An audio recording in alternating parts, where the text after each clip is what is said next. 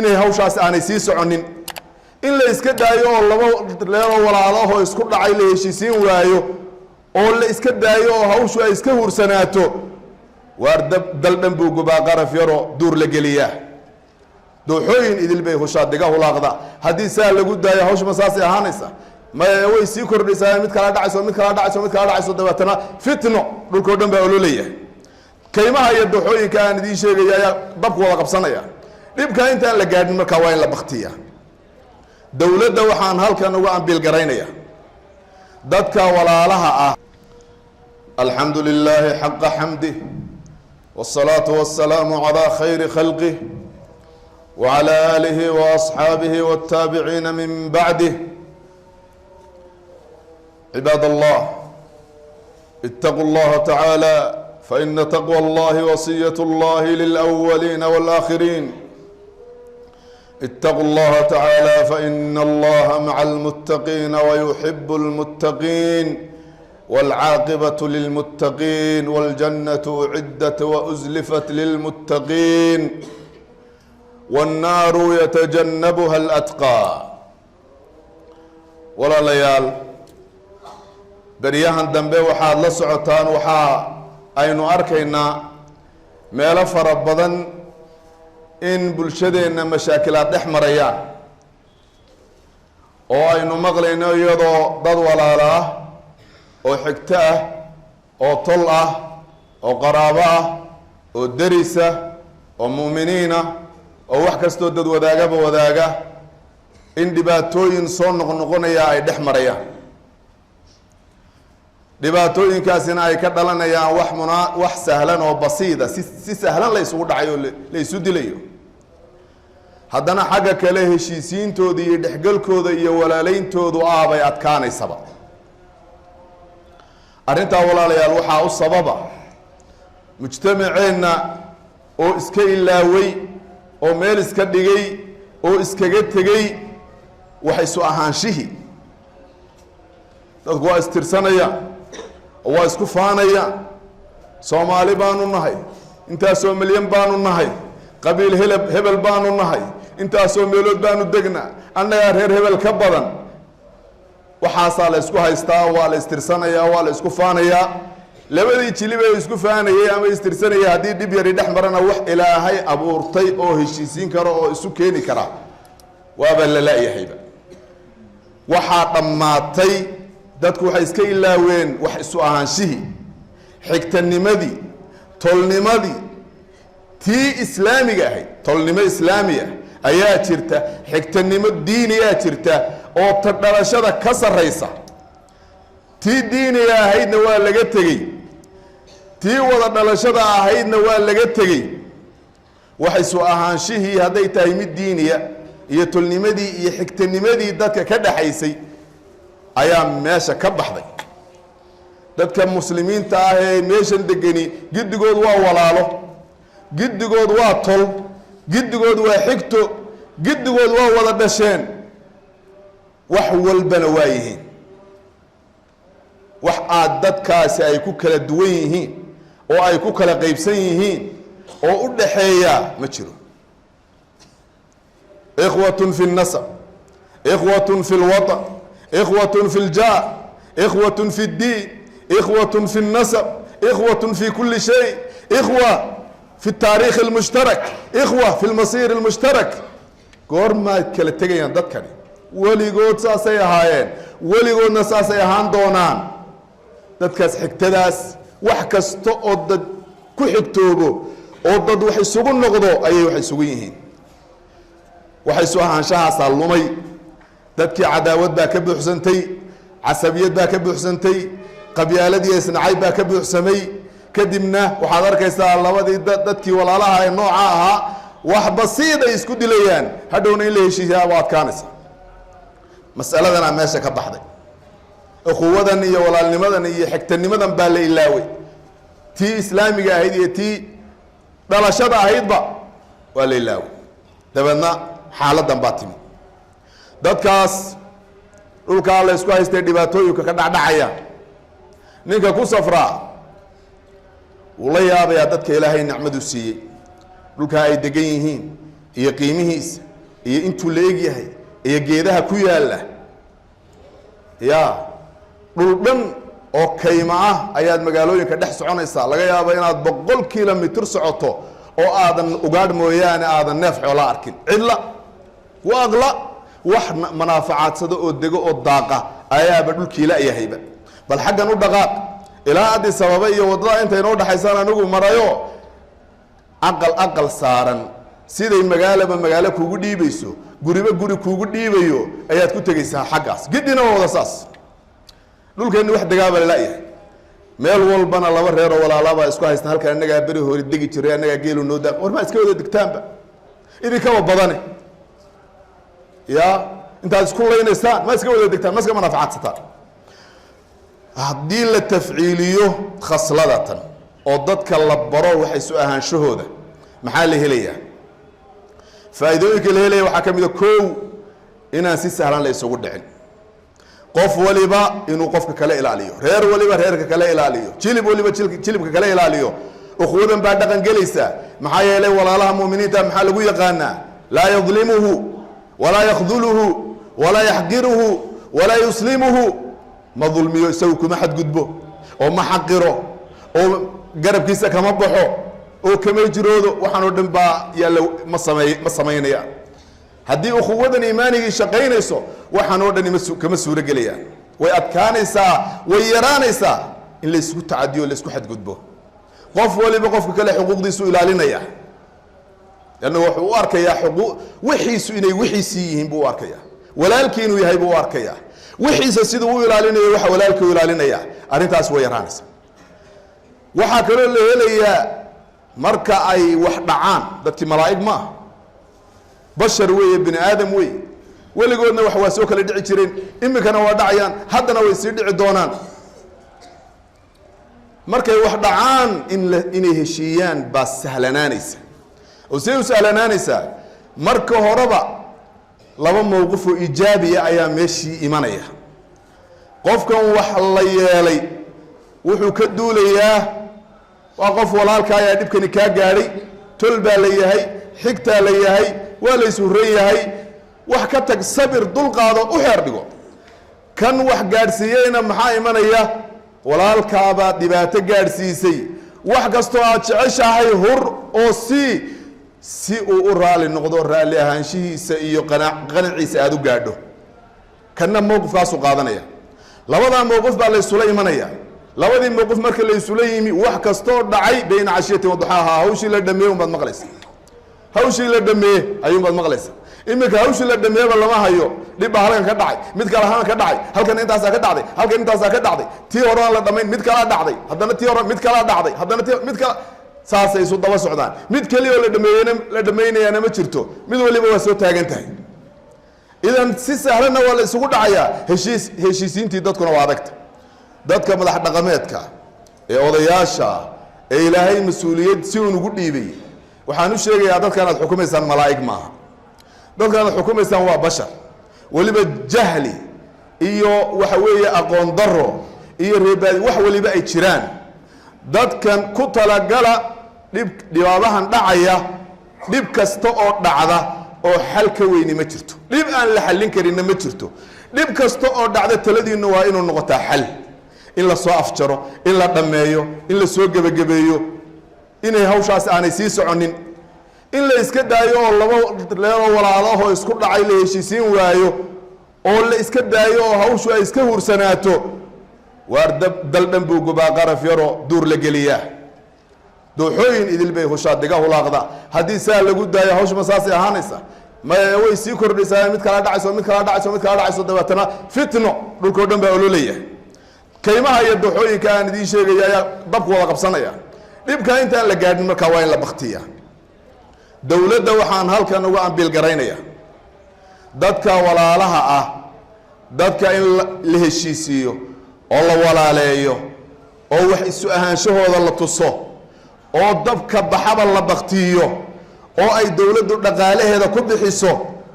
oo waxa dhex yaalla ay iyadu dhabarka u ridato waa siyaasad waa rukni weyn oo ka mid ah arkaanta siyaasadda iyo maamulka rukni weyn oo ka mid ah arkaanta iyo siyaasadda iyo maamulka iskama lihi nebi maxamed baa samayn jiray calayhi salaatu wassalaam qolo yahuudi iyo qolo waxaa isqabsatay caraba mag baa la isku qabsaday nin baa la dilay caraba yahuud bay qabsadeen yahuudina maanan dilin bay yidhaahdeen magtii nebigaa shubay calayhi salaatu wasalaam magtii nebigaa shubay hadda cidda la ishayaa waa yahuud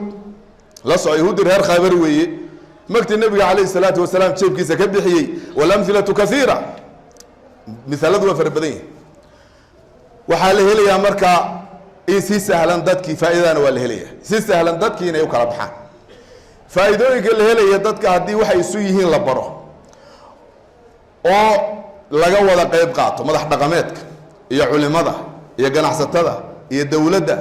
odayaasha baadiyaha jooga seminaarha loo qabto dadkan xigtanimadooda diiniga ah iyo tan nasabka ah iyo wax walba la baro iyo waxay keensanayso faa'iidooyinka la helaya waxaa ka mid a inaanay dadku isxaqirin ma anagoo reer hebel waxaa ka yeelayna ma anagoo wallaahi taasi hadday inagu socoto maanta ya ma anagoo reer hebel waxaa ka yeelayna abadan wallayna u dhaca intaas waxaasaa meesha ka baxaya dadku dad sawaasiya oo walaalaa oo siman oo goba bay noqonayaan laa yaxqiru ma xaqiro muumin ma xaqiro taasaa meesha ka baxaysa waxaa meesha ka baxaysa in col la ahaado oo laba qabiil ama laba qof ama dad walaali inay col ahaadaan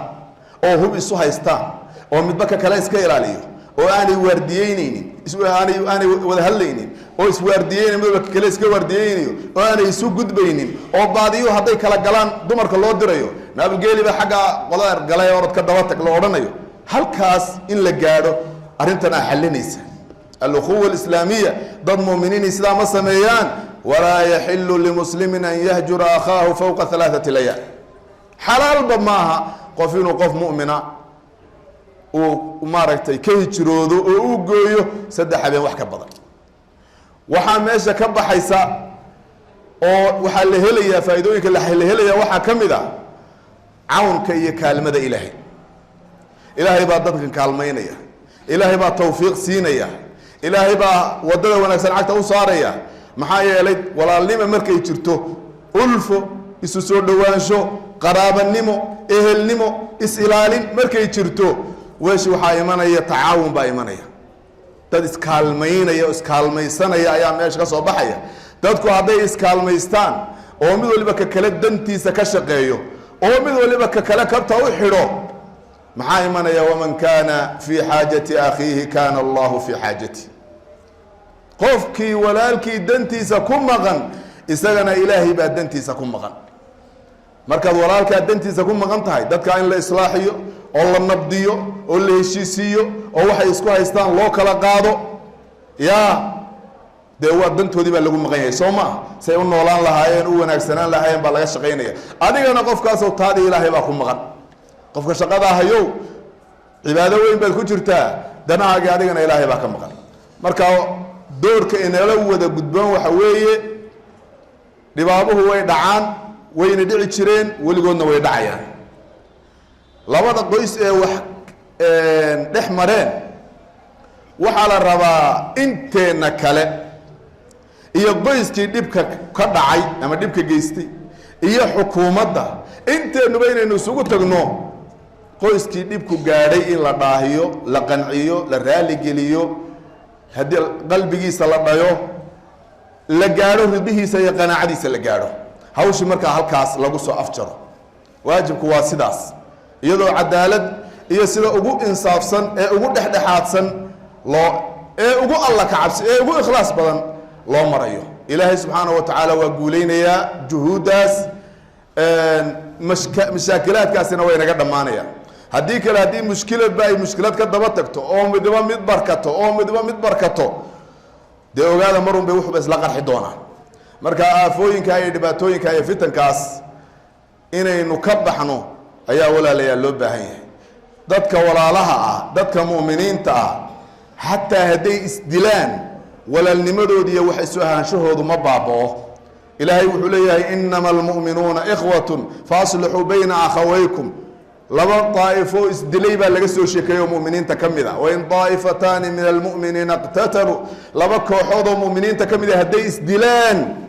ilaahay wuxuu yidhi labadaa kooxood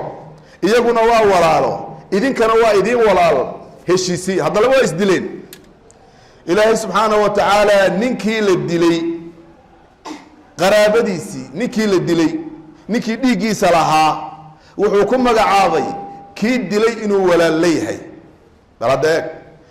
waxaa ilaahay walaal ka dhigay kii la dilay walaalkii iyo kii dilay waa walaalada ilaahay leeyahay hadda dilkaasaa dhex maray faman cufiya lahu min akhiihi shayun faattibaacun bilmacruuf faman cufiya lahu min akhiihi man من أخيه اللي هو ولي القتيل اللي ولي القتيل ما زال أخا للقاتل مع القتل سو مارت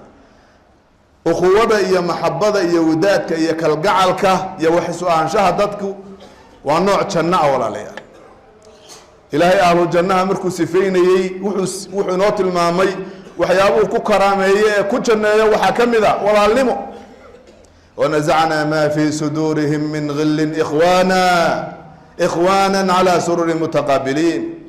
حقدك إيا حسدك إيا نعيبك إيا عداودك إيا عصبيتك وحاصل رب قلبي ولا لغا صاريا إخوانا أيا لغا دغيا نوع جنا وي قال لنا والفرقة والكراهية والعداوة والبغضاء والتلاعن نوع من العذاب نعيبك يا عصبية يا قبيلة يا إسلعنة يا قف اللي بقف قال له فيس وتشرو والنوع عذابه سمارت والنوع عذابه قل هو القادر على أن يبعث عليكم عذابا من فوقكم أو من تحت أرجلكم أو يلبسكم شيعا ويذيق بعضكم بأس بعض يقول حال الله سمي محي عذابك يا هلاك سمدك السودقة يقولك إن لرقوا يضدك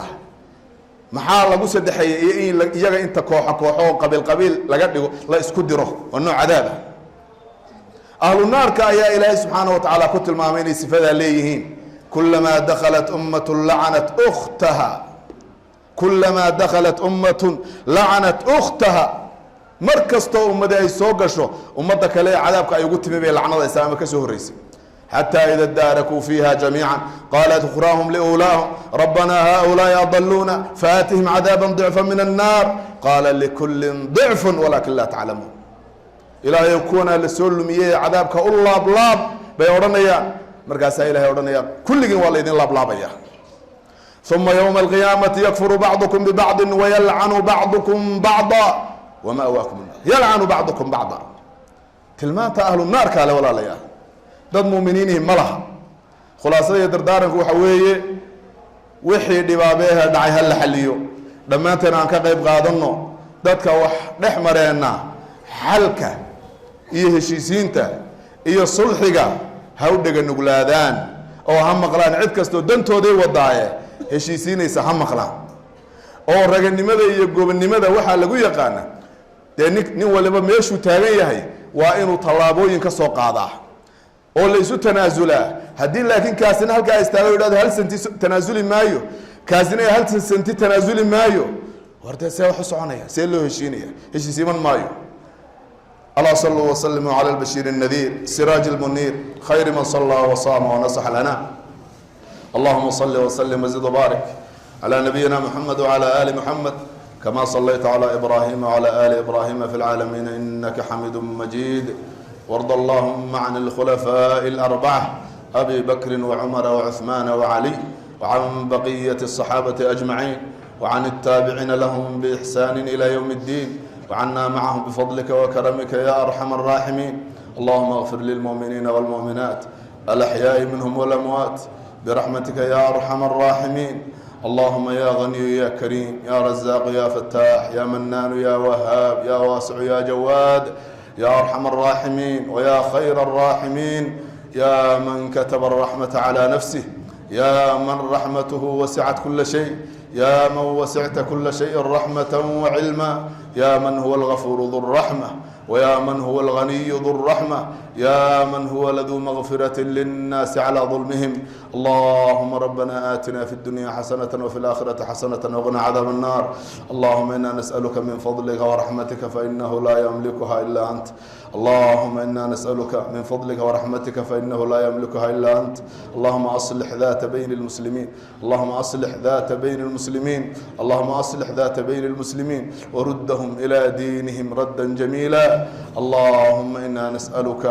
من الخير كله عاجله وآجله ما علمنا منه وما لم نعلم، ونعوذ بك من الشر كله عاجله وآجله ما علمنا منه وما لم نعلم، ونسألك الجنة وما قرب إليها من قول وعمل، ونعوذ بك من النار وما قرب إليها من قول وعمل. صلى الله وسلم على نبينا محمد وأقم الصلاة.